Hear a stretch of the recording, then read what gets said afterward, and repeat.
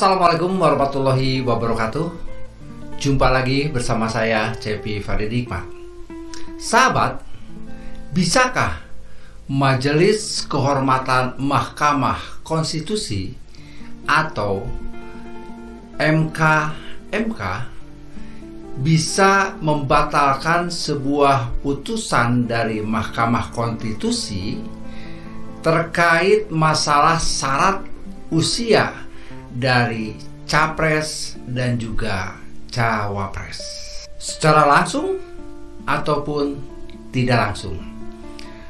Nah sahabat, jika merujuk pada hukum tata negara yang bersifat positif, maka sesuai dengan sebuah ketentuan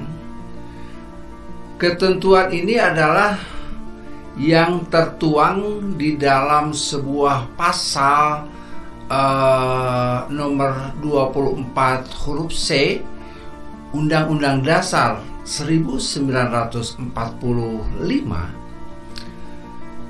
Memang keputusan dari Mahkamah Konstitusi sejak diucapkan di dalam sidang pleno secara langsung ini berlaku dan tidak ada upaya hukum. Itu di dalam ketentuan pasal yang terkait dengan masalah keputusan. Nah sahabat, namun ketika sebuah celah untuk pembatalan ini masih bisa dimungkinkan dengan adanya laporan terkait dari sebuah pelanggaran yang dinamakan dengan pelanggaran kode etik kepada MK. Nah, jika ternyata para hakim ini terbukti dengan sah dan juga meyakinkan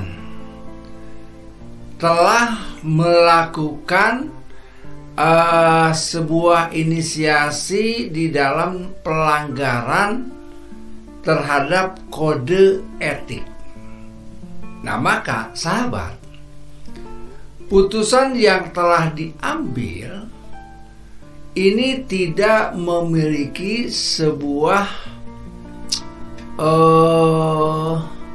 legitimasi secara moral.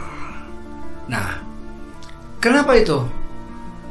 Sebab diputus saat itu oleh hakim yang terang-terang telah terbukti melanggar sebuah kode etik. Nah, ini hanya sebagai pendapat aja bahwa hukum yang baik tentunya tidak hanya berbicara masalah kaidah hukumnya, tapi juga harus diperhatikan atau memperhatikan dari sebuah aspek yang dinamakan dengan aspek moralitas. Ini pendapat. Jadi jika ini yang menjadi pertimbangan, bisa saja Mahkamah Kehormatan ada kemungkinan keluar dari sebuah pakem hukum tata negara positif. Tentunya dengan pertimbangan terhadap nilai yang tadi disampaikan, yaitu moralitas. Nah, keputusan yang diputus oleh hakim yang telah terbukti melanggar sebuah kode etik ini sifatnya tidak mengikat.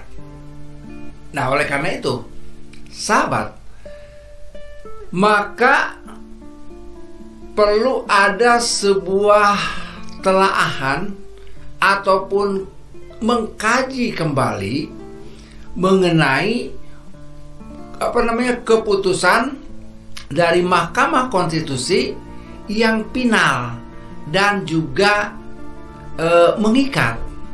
Nah, oleh karena itu sahabat, jika ternyata di dalam proses keputusan dari Mahkamah Konstitusi dijatuhkan oleh hakim yang nyata-nyata diduga terbukti melanggar sebuah kode etik, maka kekuatan daripada keputusan Mahkamah Konstitusi yang bersifat final dan juga yang bersifat tidak mengikat ini dapat dibatalkan.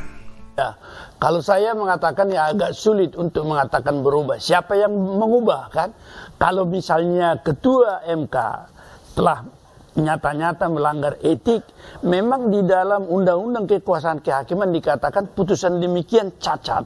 Tetapi bedanya kalau misalnya undang-undang kekuasaan kehakiman itu adalah mengatur kekuasaan kehakiman secara umum, tetapi ada lex spesialisnya di undang-undang MK, yaitu mereka hanya 9 dan kemudian sekali diucapkan putusan itu di hadapan umum dia final and binding. Yes. Tetapi kalau putusan peradilan umum katakanlah dia cacat, dia langsung dinyatakan tidak sah dan kemudian ditunjuk majelis lain yang memeriksa perkara itu untuk memutusnya ulang.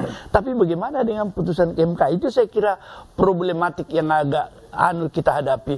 Masalahnya sekarang kalau kita katakan ini bayi cacat tetapi lahir sudah begini, apakah memang ini akan diterima atau tidak?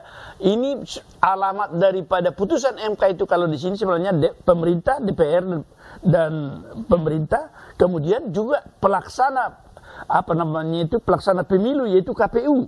Kalau memang di dalam sejarah katakanlah putusan-putusan MK itu tidak selalu bisa dilaksanakan.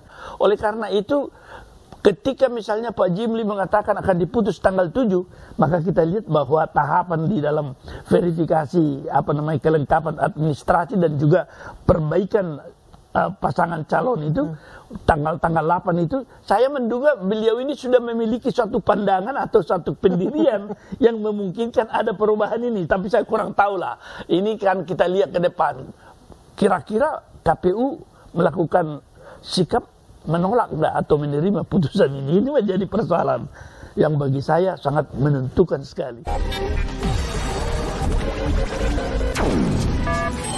1922 Pejuang Siliwangi, satu untuk semua, semua untuk perjuangan. Pejuang Siliwangi, pejuang Siliwangi.